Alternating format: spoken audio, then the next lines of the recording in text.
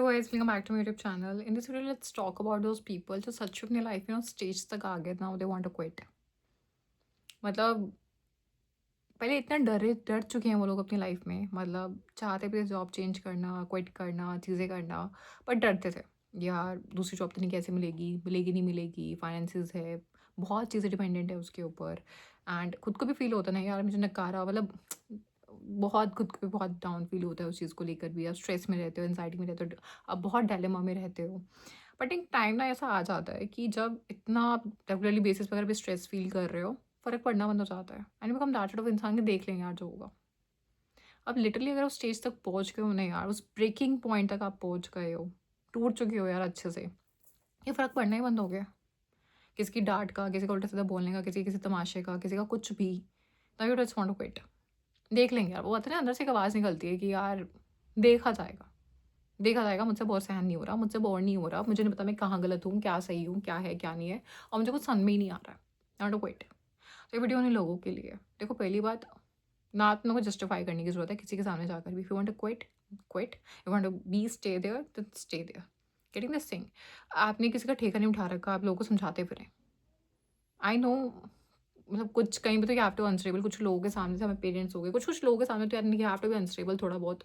एक solid reason तो कहीं न कहीं देना ही पड़ता है, दे दो। समझ रहे तो समझ रहे, नहीं समझ रहे तो नहीं समझ रहे, it's not your responsibility. Secondly, it's not your fault, it's not your fault, ठीक है? यार आपको ना दुनिया 100 रीज़न्स देगी, ये यार तेरी गलती है, यार ये तो ऐसा ही होता है, यार तूने ओवरथिंक कर लिया, यार तूने कुछ ज़्यादा दिल पे ले लिया, या फिर तूने तू ही ज़्यादा ही सोच लिया, यार ये तो सब बहुत नॉर्मल है, तू कहीं और जाएगी तो हो सकता है वहाँ भी ऐसा ही हो, क्या गारंटी है उस चीज़ की, तूने क्यों किया, अच्छी खासी जॉब थी, अच्छा पे था, अच्छा ये था, अच्छा वो था, अच्छा नाम था। इन सब नॉइसेस को शट कर दो, आप ही को करना पड़ेगा, आप ही को करना पड़ेगा। Getting this thing? तो इट्स नॉट योर फॉल्ट, और इसमें कोई दो राय नहीं है, इसमें कोई आप से डिस्कशन ही नहीं है।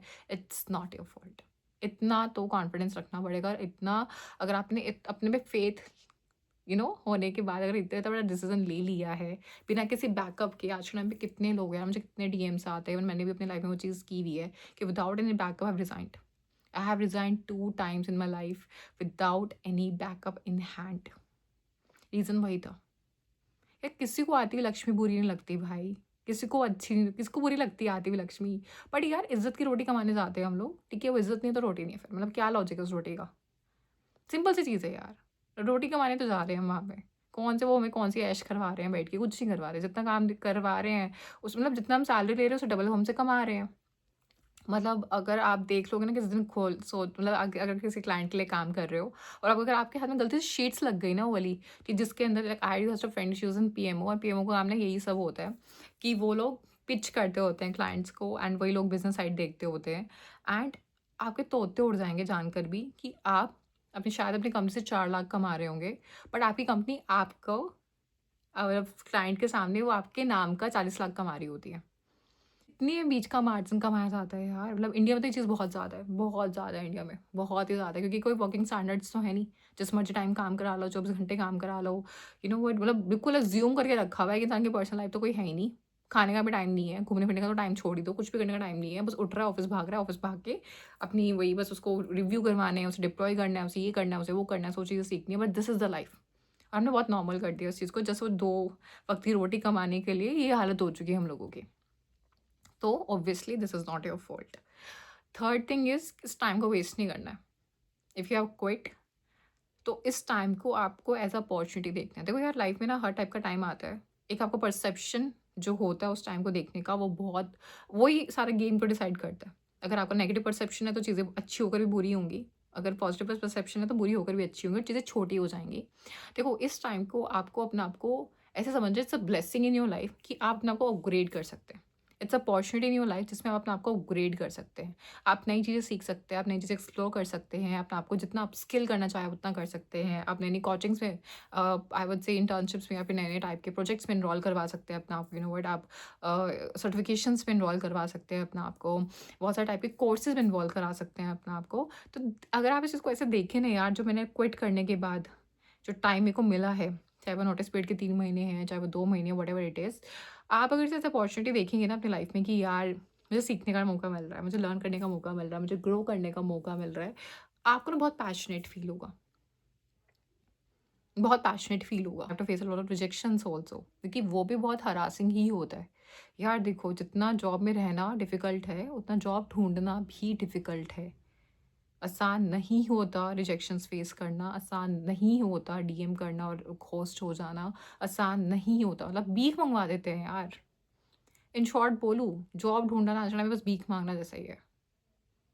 एचआर्स की मिन्नतें करते रह रहे हो, आप कंपनी में एम्प्लॉइज़ उनकी मिन्नतें करते फिर रहे हो, रेफरल्स दे दो, आप ये मिन्नतें कर रहे हो, करते हो। टैलेंट की कदर तो पता नहीं यार, मतलब वो आई डोंट नो, वो लक जिनका है उनको राइट टाइम पे राइट एचआर्स मिल जाते हैं तो चीज़ें बन जाती हैं। जिनका लक खराब है फिर तो सब कुछ ही खराब है फिर तो लाइफ में। तो बहुत चीज़ें बुरी हैं। तो येस, टाइम को यूज़ करना है, अपने आप को अपग्रेड करना है, अपने आप को अपस्किल करना है, इन चीज़ों से अपने आप को मेंटली बहुत स्ट्रॉन्ग रखना है इस टाइम पे, एंड पैशनेट रखना है चीज़ों को सीखने और अपने आप को अपस्किल करने के लिए। और देखो यार, कुछ तैयारी ना जॉब छोड़ने से पहले कर लेनी चाहिए, चाहे वो स्किलिंग के मामले में हो, चाहे वो नेटवर्किंग के मामले में हो। आज के टाइम पे कभी भी आई वुड से जॉब सिर्फ़ और सिर्फ़ आपके मेरिट बेसिस पे नहीं मिल रही है। It's always depends on networking also, कि राइट टाइम पे किसका रिज़्यूमे एचआर के सामने आ गया। मैं नहीं मानती यार, सिर्फ़ दुनिया में सिर्फ़ 2-4 लोगों के पास स्किल होता है। आज के टाइम पे लोगों के पास भरमार स्किल्स है बिकॉज़ ऑफ इंटरनेट। सब कुछ सीख जा रहे हैं। मतलब मेरे पास फ्रेशर्स आते हैं मीन मर्न बन के, लाइक मैं नहीं बन पा रही। मैं नहीं हूँ मीन मर्न, पर लेकिन वो लोग बन पा रहे हैं मीन मर्न। तो सबके पास एक्सेस आ चुका है नॉलेज का, हर चीज़ का। People are learning, people are doing stuff. लेकिन बस उसी की जीत है यार जिसका राइट टाइम पे राइट रिज्यूमे पहुंच गया, नेटवर्क हो पाया। तो जॉब मैं मानती हूँ इमोशनल होकर आप क्विट कर रहे हो, बट थोड़ा प्रैक्टिकली होके चलो। अपने फाइनेंसेस को थोड़ा सॉर्ट आउट कर लो, इतनी स्टेबिलिटी अपने दिमाग में रखो, एंड नेटवर्किंग कर लो, थोड़ा अप्लाई करना चालू कर दो, थोड़ा अपना आपको एक्टिव करना चालू कर दो नौकरी से प्लेटफॉर्म्स के ऊपर, ताकि आपका एल्गोरिथम आपको पकड़ने लगे, आपको ऊपर करने लगे चीज़ों के अंदर। तो इतनी तैयारी तो करनी पड़ेगी भाई, लिटरली इतनी तैयारी तो करनी पड़ेगी, तभी थिंग्स विल वर्क आउट। ठीक है?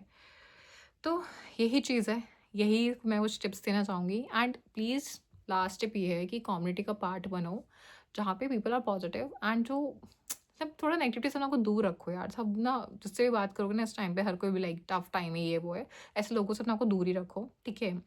But try to be part of a community जहाँ संग साथ में बैठ के यू कैन डू द तैयारी।